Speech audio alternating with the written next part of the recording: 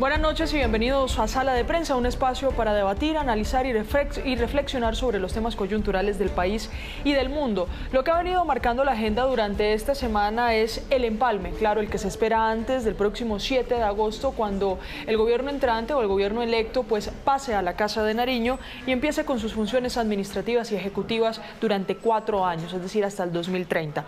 Hoy, varios puntos a tocar. Se reunió entonces el vicepresidente electo José Manuel Restrepo con el actual ministro de Hacienda. Realizaron ese proceso de conversación. Esto era una conversación previa a esas reuniones oficiales de empalme, en donde se va a saber qué deja el gobierno de Gustavo Petro y qué le espera al gobierno de Abelardo de la Espriella. Vamos a saludar para analizar esto que ha venido sucediendo hoy a Andrés Caro, el director de la Fundación Estado de Derecho, y también a Gabriel Cifuentes, nuestro analista político. A ambos muy buenas noches y bienvenidos. Hola, ¿qué tal? Un saludo. Luisa, no quería quitarle la palabra de la boca a Gabriel.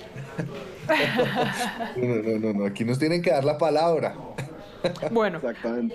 Bueno, buenas noches para los dos. Empiezo con usted, Andrés, y quiero empezar, si tenemos ahí producción y me ayuda, la foto del ministro de Hacienda, Germán Ávila, sentado hoy con José Manuel Restrepo, vicepresidente electo. Esta es la foto.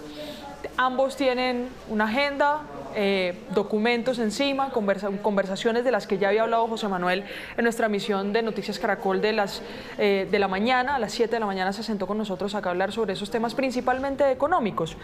Andrés, esta imagen para el inicio del empalme, ¿qué sabor le deja? Bueno, pues primero que todo nos deja la imagen de que el empalme empieza sin la foto que es tradicional del presidente saliente con el presidente entrante, que es una imagen que se ha visto incluso desde la terrible relación que tenían los expresidentes Ernesto Samper con Andrés Pastrana. Pues esta vez no hemos visto esa foto entre Gustavo Petro y Abelardo de la Espriella. Mandan a personas muy importantes como son el actual ministro de Hacienda y el vicepresidente electo a que empiecen el empalme. Otra cosa que nos dice pues es que el encargado, digamos, técnico por parte del gobierno entrante es el vicepresidente, un poco asumiendo esa condición tal vez de primer ministro, de persona encargada del poder ejecutivo en el gobierno de Abelardo de la Espriella, como mandando un mensaje de seriedad también a los mercados, diciendo: yo soy el hombre con el que tienen que hablar.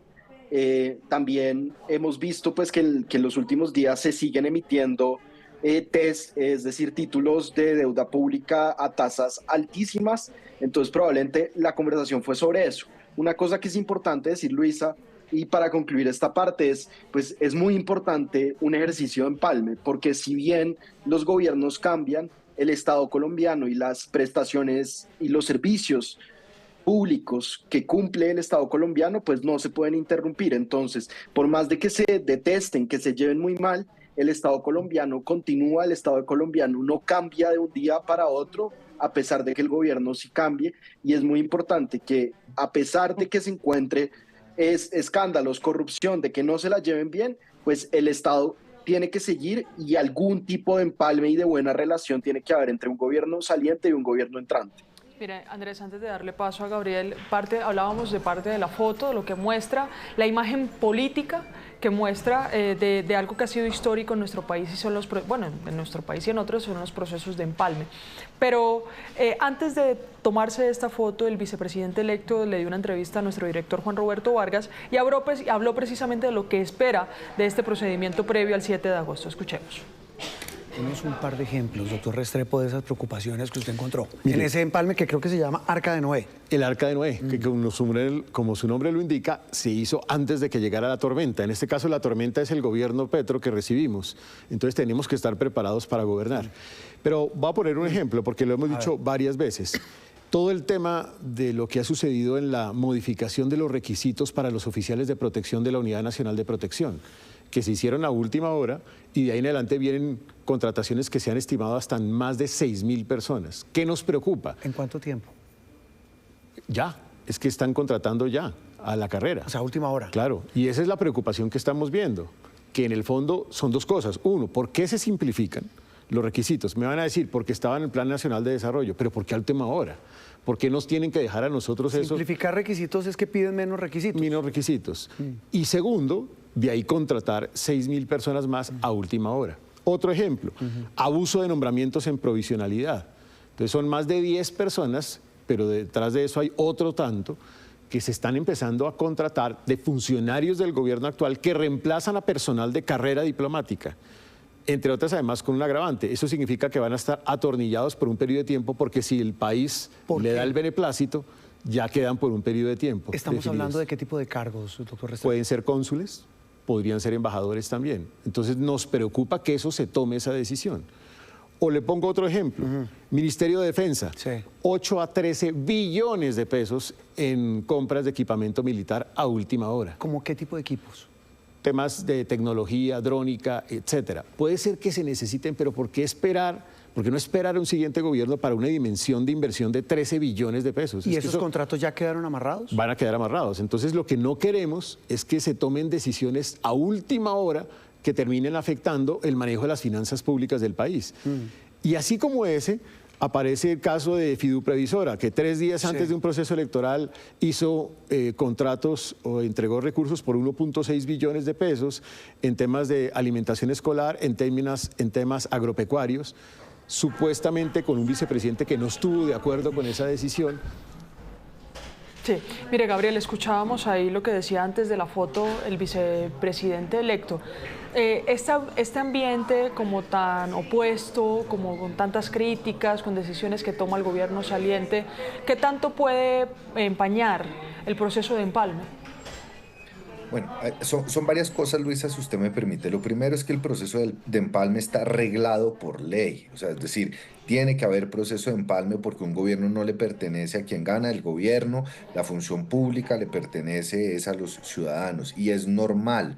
Pero no solo es normal, es obligatorio que el gobierno que sale tenga que entregar una serie de informes de gestión, cifras, indicadores, con la mayor transparencia para que el gobierno que entre no tenga que comenzar de ceros. Eso es importante porque hay unos servicios que exigen continuidad.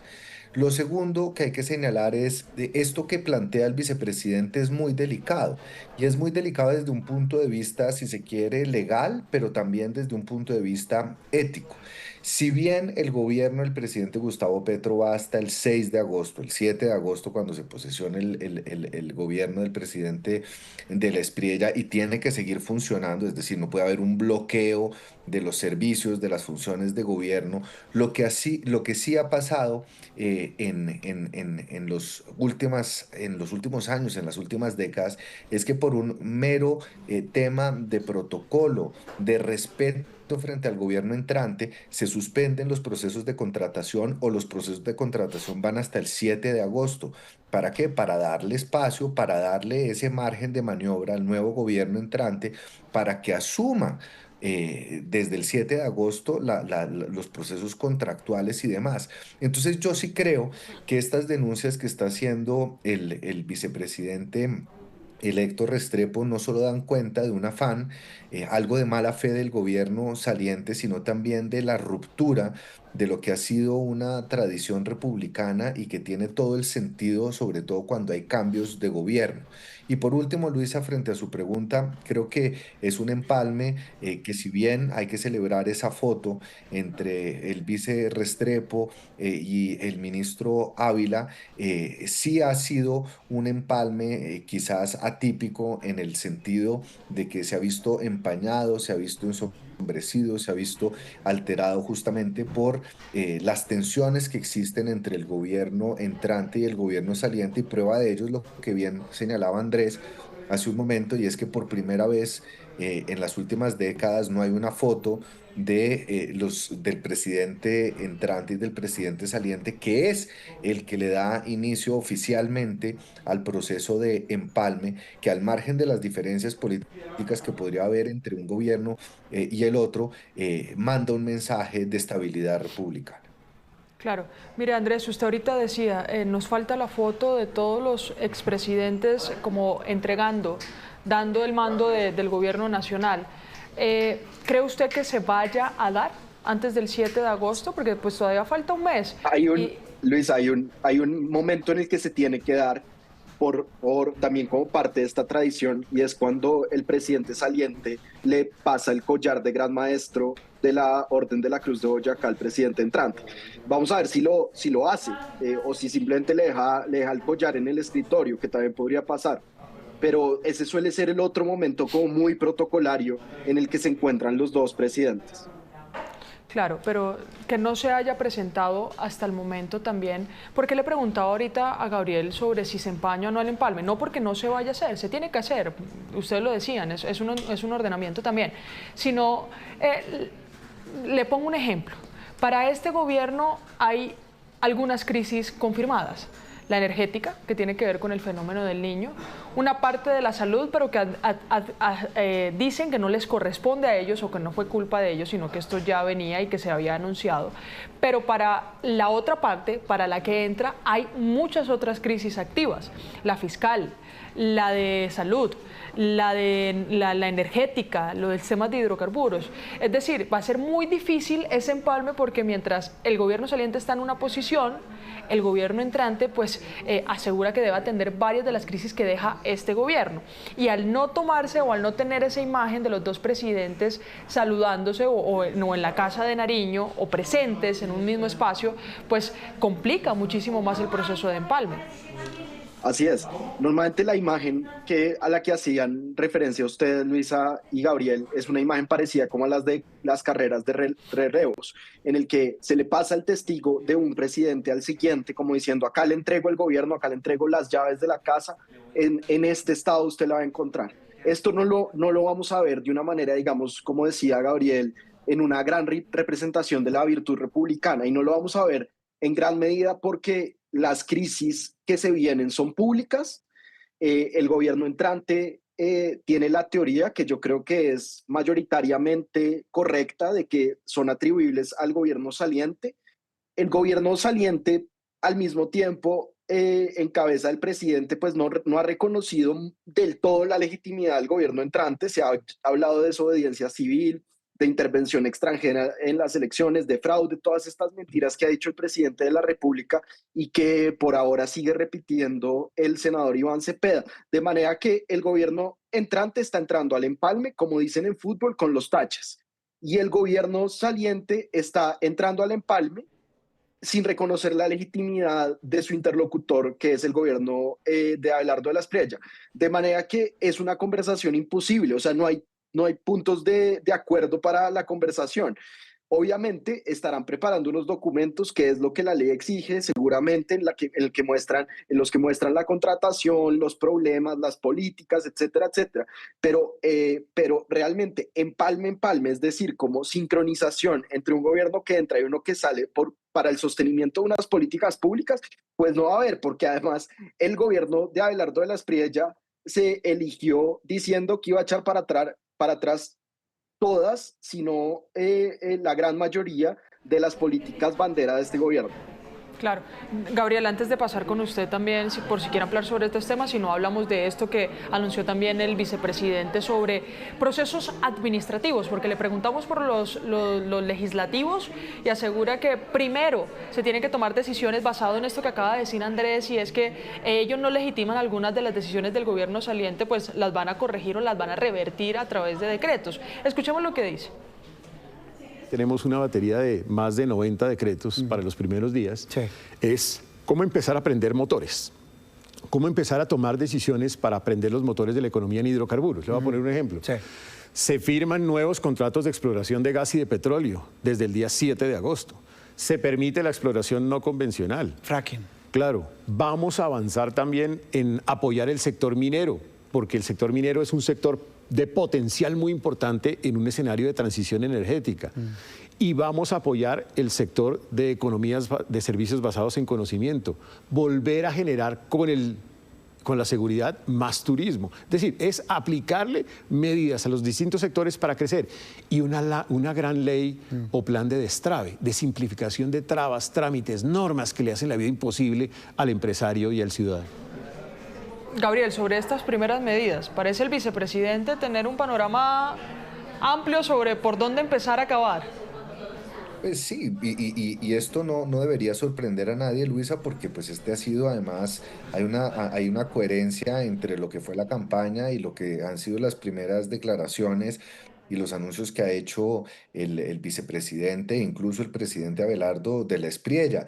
El tema es que va a haber muchas cosas que van a poder hacer por decreto, pero muchas otras van a tener que pasar por el Congreso y creo que ahí se van a dar unos debates muy interesantes con una oposición que tiene no las mayorías, pero la bancada más grande, con el anticipo, como lo señalaba Andrés, de una oposición que no reconoce la legitimidad del gobierno, que incluso siendo oficialistas, porque es que todavía el gobierno nuevo no se ha posicionado, ya anuncian una desobediencia civil que vemos entre las bases del progresismo, los llamados a la movilización social sin darle ni siquiera el compás de espera al gobierno entrante para que pueda poner en marcha sus programas y sus proyectos, pero lo que está pasando es verdaderamente atípico bajo muchos puntos de vista y creo que el gobierno del presidente de la Espriella es consciente que los primeros 100 días de su gobierno van a ser fundamentales y van a ser fundamentales porque ya lo ha anticipado incluso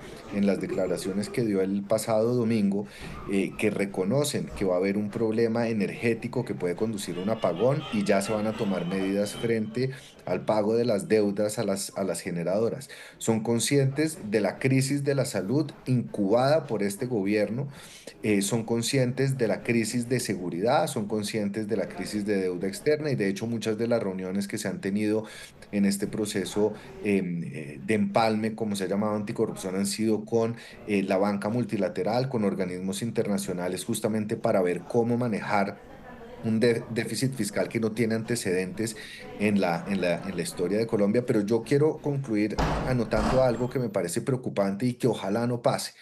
Y es que se oyen muchas voces que señalan que el gobierno nacional o no tiene la información necesaria para el empalme, o están maquillando cifras, o están escondiendo informaciones, y eso sí sería muy grave.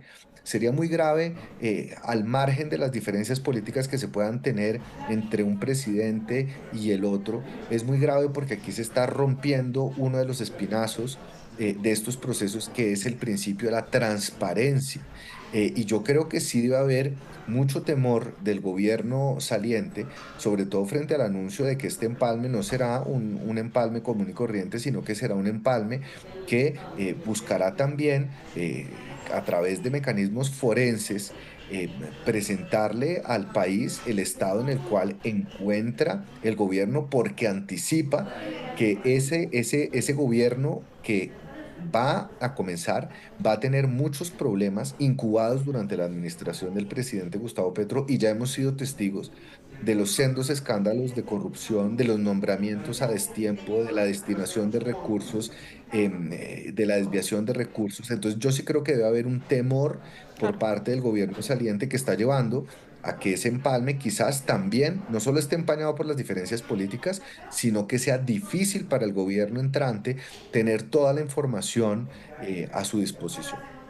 Pero además, Gabriel, porque algunos temas no son netamente de posturas distintas políticas o distintas visiones de ver algunos sectores. Por ejemplo, se sabe que en el sector fiscal hay unos problemas o en las finanzas públicas hay unos problemas y se van a tener que atender y se van a tener que solucionar. Hubiera llegado el gobierno que sea.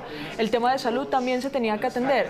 Pero le pregunto, Andrés, por un tema que es bastante controversial por la forma en la que se abarca y son los temas con los grupos al margen de la ley.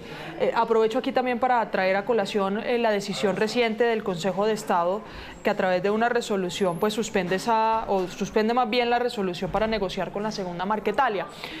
¿Cuál es mi preocupación aquí o cuál es mi duda aquí, Andrés, que tal vez usted la podría responder? Y es, tenemos un nuevo gobierno con una mirada completamente distinta, porque aquí no es solo un tema de seguridad y cómo volver a tomar el control territorial, sino qué hacer con los grupos al margen de la ley que no se contienen con una o con otra postura política. En su naturalidad son grupos al margen de la ley que delinquen, que están en narcotráfico y que están en territorios. También ese cambio a otra visión de cómo atender este tema, cómo puede también activar unos nuevos comportamientos en esos grupos al margen de la ley y en los territorios en los que habitan. Sí, yo creo que y espero que las fuerzas militares, las fuerzas armadas, estén preparando un empalme casi que ellas solas, sabiendo lo que se viene un cambio radical en la política de paz total, la eliminación de la política de paz total y por lo tanto el sistema de incentivos al cual va a reaccionar esta cantidad de grupos armados al margen de la ley, de criminales. Es muy importante que las Fuerzas Armadas y ojalá desde el Ministerio de Defensa, si actúa con responsabilidad en estas últimas semanas que le quedan al ministro Sánchez, que empiece a preparar a los territorios para un cambio de política que en las primeras semanas del nuevo gobierno puede escalar, en las que puede escalar la violencia de esos grupos armados que van a resentir pues la política de paz total, que en pocas palabras es una política de profunda alcahuetería con los grupos armados ilegales, y que este gobierno, pues el gobierno entrante, perdón, ha dicho que va a terminar, de manera que hay que preparar eso y al mismo tiempo el nuevo gobierno tiene que dejar de lado un poco estas grandes palabras y discursos de milagrería y de milagreros como el Arca de Noé y la Patria Milagro y realmente hablar con los expertos militares y civiles que saben de política de seguridad y de política de paz, que no son lo mismo, para preparar una transición de una política supremamente alcahueta a una política de represión de la criminalidad, digamos, de mano dura. Y eso hay que hacerlo con mucha responsabilidad y con mucha atención a los territorios que van a estar más afectados y que, como sabemos, son cada vez más grandes, porque en estos 4 años han aumentado en un 80%, el número de personas en grupos armados al margen de la ley. Gabriel, sobre el tema de los empalmes, específicamente en temas de seguridad, en donde no depende netamente de las decisiones del gobierno, sino también del comportamiento que podrían tener grupos al margen de la ley con un cambio de política. No, pero Luisa, yo sí difiero porque yo sí creo que el gobierno puede hacer mucho. Es decir, aquí ha habido un relajamiento de la fuerza pública, incluso nuestro colega Ricardo Calderón el fin de semana pasado destapó un escándalo que involucró al Alto Comisionado para la Paz, en donde se señalaba, entre comillas, jugar a los congelados, donde se ha tenido también una connivencia con estos grupos bajo el manto de la paz total. Y como bien lo señalaba Andrés, un crecimiento del 80%, se duplicó la presencia del Clan del Golfo en los municipios del país, se duplicó el número de hombres en armas, han aumentado las finanzas criminales. Yo creo que el gobierno aquí sí tiene una carta muy fuerte y es, primero, acabar con lo que ha prometido el presidente Abelardo de la Espriella, las mesas de negociación, darles un mes a los grupos, que eso yo creo que va a ser imposible en términos prácticos, pero someterse a la justicia, porque además no hay un marco de sometimiento,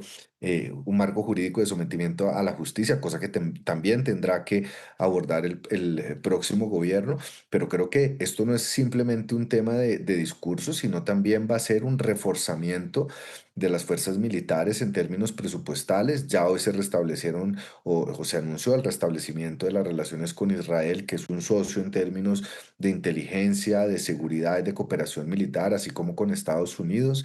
Seguramente va a haber un aumento del presupuesto, se van a restablecer capacidades humanas, restableciendo generales dentro que habían sido retirados por el gobierno. Entonces, yo sí creo, Luisa, que aquí la política de seguridad, si bien no solo puede ser a punta de plomo y de bala, porque así no se resuelve el problema de la violencia en Colombia, sino también con inversión social, con atención y presencia estatal en los territorios, sí va a tener, digamos, un vuelco, va a tener un giro de 180 grados frente a las políticas del gobierno del presidente Petro, que definitivamente fueron un desastre en materia de seguridad, y esto no es de palabra de los analistas, esto lo indican las mismas cifras oficiales del Ministerio de Defensa. Entonces yo sí creo que aquí la tensión en materia de defensa, al margen de la actuación de los grupos en los territorios, el gobierno sí tiene una capacidad muy grande de tener una incidencia en las políticas de seguridad. Claro, se los preguntaba porque seguridad es uno de los temas cuando realizábamos encuestas de mayor preocupación de la ciudadanía y por los que seguramente muchos votaron hacia este proyecto político. Veamos lo que dijo el vicepresidente. ¿Ya han pensado en ese empalme, doctor Restrepo, además del tema de los contratos en la fuerza pública, en lo que viene en materia de seguridad, que es el otro gran tema del que hablábamos en Barranquilla en esa entrevista antes de la segunda vuelta? Ese es el gran tema sobre el cual ha venido trabajando el presidente electo Abelardo de la Espriella. ¿Cómo han trabajado el tema? Ahí lo que nosotros hemos dicho es tenemos que volver a fortalecer la fuerza pública, dignificar la fuerza pública. Por eso no es un mensaje menor. El hecho de que la posesión del presidente electo va a ser en una guarnición militar es un reconocimiento a los actores de la fuerza pública. ¿Eso ya está confirmado que va a ser parece en Tolemaida, ¿no? Yo no sé todavía dónde va a ser, porque es una decisión propia del jefe de Estado, pero lo que sí está claro es que él prometió eso y va a cumplir. ¿Se llevan al Congreso allá, al Pleno del Congreso? Es lo que deben estar organizando. Porque hay un tema legal, momento. hay un tema logístico. Ahí hay un tema logístico que tienen que organizar, pero lo que está claro es que es un mensaje para fortalecer y dignificar a la fuerza pública. Es un primer paso. Lo segundo es avanzar en toda la lucha contra la producción de hoja de coca en Colombia, contra la extracción criminal en nuestro país y garantizar y empezar a construir el bloque antiextorsión para luchar contra la extorsión en las grandes ciudades o ciudades de Colombia y para el programa de la seguridad en mi barrio, que también busca atacar esos cánceres de microtráfico sobre todo. Última pregunta para ambos e inicio con Andrés. Andrés, una de las preocupaciones o uno de los debates que estuvo en la agenda durante estos últimos 4 años es que el Congreso, según el gobierno, estaba por un lado, el gobierno por el otro y las instituciones por otro lado. Y eso generó una narrativa en donde terminó frenando muchos procesos de inversión, muchos proyectos, muchas leyes, debido a esa confrontación. Tenemos una mayoría o una posición alta de la oposición durante este Congreso también. ¿Cómo debería cerrar este gobierno e iniciar el de Abelardo para que no caigamos en el mismo ciclo de una conversación en donde ninguno se pone de acuerdo y en donde terminan afectada parte de la inversión y parte de las decisiones? Yo Luisa, no estoy de acuerdo con la premisa de su pregunta, porque en primer lugar, el Congreso de Colombia sí le pasó muchas cosas al gobierno Petro. Lo que pasa es que no le pasó algunas, y con esa negativa del gobierno Petro se inventó la narrativa mentirosa del bloqueo y del golpe blando. La labor del Congreso en un país con una democracia liberal constitucional como el colombiano no es pasarle cosas al gobierno. Y no pensemos ni nos imaginemos que es la tarea del Congreso. El Congreso aprueba leyes o hunde leyes. Pueden ser buenas para el gobierno o malas para el gobierno. Entonces, el hecho de que el Congreso o las mayorías del Congreso vayan por un lado y el gobierno por otro, a mí no me dice que las cosas no están funcionando necesariamente. Me dicen que tenemos un sistema de frenos y de contrapesos que funciona y que controla el poder del Ejecutivo. Sin embargo, pues hay unas cosas que requieren coordinación, muchas cosas requieren coordinación entre el Ejecutivo y el Legislativo. El presupuesto, el Plan Nacional de Desarrollo, en caso de que haya eliminación de ministerios, si van a tocar la carrera militar, si van a tocar la carrera de los profesores, de los maestros públicos. Eso lo tiene que negociar el gobierno con el Congreso. Ojalá fuera en una conversación basada en argumentos y en persuasión y en necesidad económica, social y política de Colombia. Por lo general, en la historia de Colombia no son esos los términos de la conversación entre el Ejecutivo y el Legislativo. Son, como este gobierno lo demostró nuevamente, pues de intercambios de favores y de contratos. Ojalá, pero no creo que vaya a pasar, pues se suspenda esa práctica clientelista. Pero yo creo que hay que ser muy cuidadosos con esa narrativa de es que el Congreso iba por un lado y el gobierno iba por otro, porque es que en ningún momento tienen que ir por el mismo lado. Y el pueblo colombiano decidió darle una pluralidad al pacto histórico en el Congreso y darle la presidencia a otra fuerza política. Eso significa que el pueblo colombiano, en su sabiduría o en su estupidez, yo creo que sabiduría, decidió darle el poder ejecutivo a una fuerza política y las mayorías en el Congreso a otra. Eso significa que la relación va a ser tensionante y que hay que llegar a unos acuerdos muy básicos que probablemente no van a dejar que el Ejecutivo haga tremendas reformas, pero no van a dejar que el Congreso, pues digamos, se le imponga de alguna manera clientelista al Ejecutivo, porque el pacto histórico va a estar en la oposición. Gabriel, ¿cómo lo ve usted? Vea, yo le digo una cosa, Luisa, y creo que la premisa es el respeto. Y creo que el mensaje, la primera reunión que tuvo el presidente Abelardo de la Espriella fue con las altas cortes después de 4 años, en donde el gobierno tachó, calificó, desdijo de la justicia, tachó, desdijo del Congreso, tachó, desdijo de los medios, de la sociedad civil. Y yo creo que